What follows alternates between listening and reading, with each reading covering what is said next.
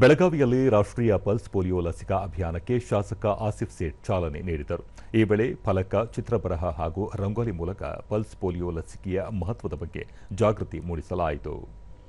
ಒಂದೇ ಸಾರಿ ನಮ್ಮಲ್ಲಿರುವಂತಹ ಎಲ್ಲ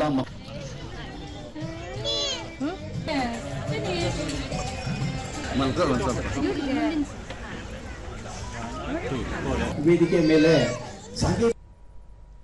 ಬಳಿಕ ಆಸಿಫ್ ಸೇಠ್ ರಾಷ್ಟ್ರವು ಪೋಲಿಯೋ ಮುಕ್ತವಾಗಿರುವುದು ಮುಂದುವರಿಯಲು ಪ್ರತಿ ವರ್ಷ ಲಸಿಕಾ ಅಭಿಯಾನ ಹಮ್ಮಿಕೊಳ್ಳಲಾಗುತ್ತಿದೆ. ಪೋಲಿಯೋ ಮತ್ತೆ ಮರುಕಳಿಸದಿರಲು ಲಸಿಕೆ ನೀಡುವಲ್ಲಿ ವೈದ್ಯರು, ಶುಶ್ರೂಷಕರ ಪರಿಶ್ರಮ ಅನನ್ಯ ಎಂದು ಮೆಚ್ಚುಗೆ ವ್ಯಕ್ತಪಡಿಸಿದರು. ಎಲ್ಲ ಡಾಕ್ಟರ್ಸ್ಗೆ, ಎಸ್ಪೆಷಲಿ ನರ್ಸಿಂಗ್ ಸ್ಟಾಫ್ ಅವರಿಗೆ ಧನ್ಯವಾದ ಹೇಳಲಿಕ್ಕೆ ಬಯಸ್ತೇನೆ.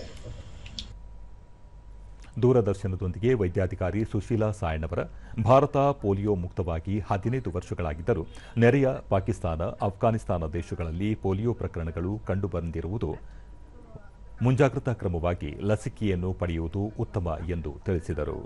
1998ರಲ್ಲಿ ರಾಮದುರ್ಗದಲ್ಲಿ ಒಂದು ಕೇಸ್ ಕಂಡು ಬಂದಿತ್ತು. ಅಲ್ಲಿ ನೀವು 28 ವರ್ಷದಿಂದ ಯಾವುದೂ ಕೇಸ್ ಬಂದಿಲ್ಲ. ಸೊ ನಮ್ಮ ಬೆಳಗಾವಿಯಲ್ಲಿ ಆರೋಗ್ಯ ಇಲಾಖೆ ಒಳ್ಳೆ